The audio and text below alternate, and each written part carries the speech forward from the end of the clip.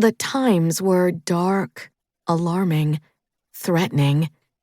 Clouds of fear kept people bolted and barred into their own homes. You couldn't open a window to draw in a deep breath. You couldn't trust anything that anyone else had touched. In fact, if you remember, you couldn't even put a toe out of your front door. Swara should know, because she tested it out. Ruth was the one who'd thrown her the challenge. She claimed to be her best friend, although you might doubt it after this.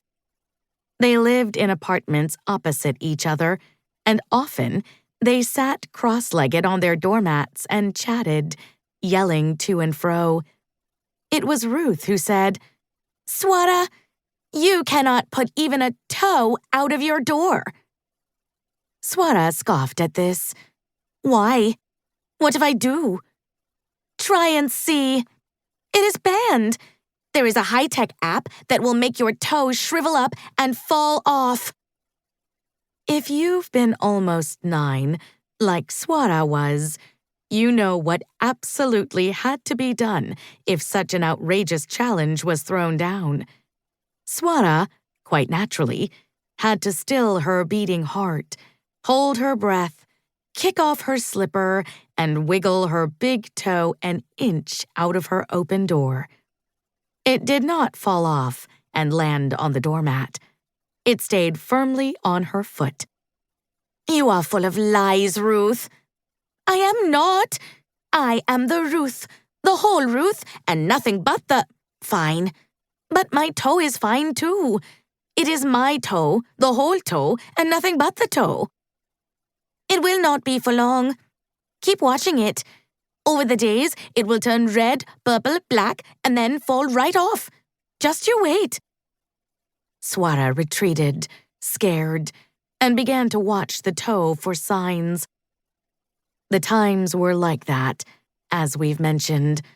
Dark, alarming, threatening times. And then, of course, school was closed. Out of the blue.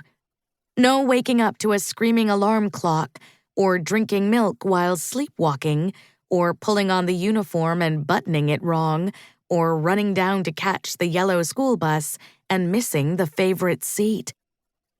Like most kids, Swara spent the first week playing, eating, and sleeping, and, like most kids, got fed up with it all.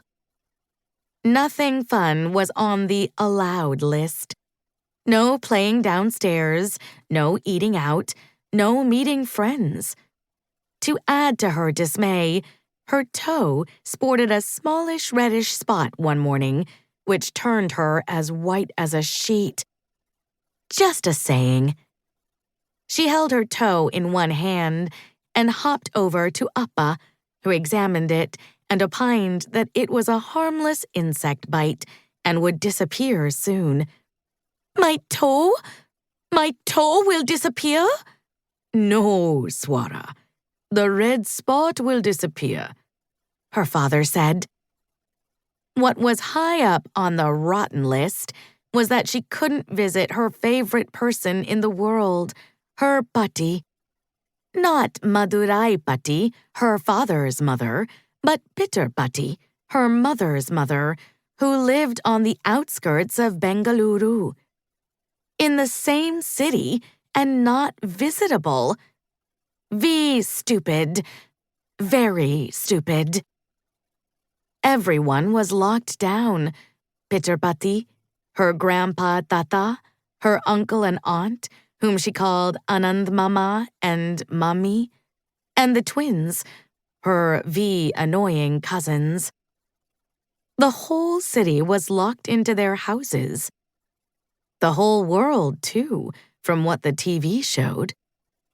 You could see people in Italy singing and waving while hanging over their balconies.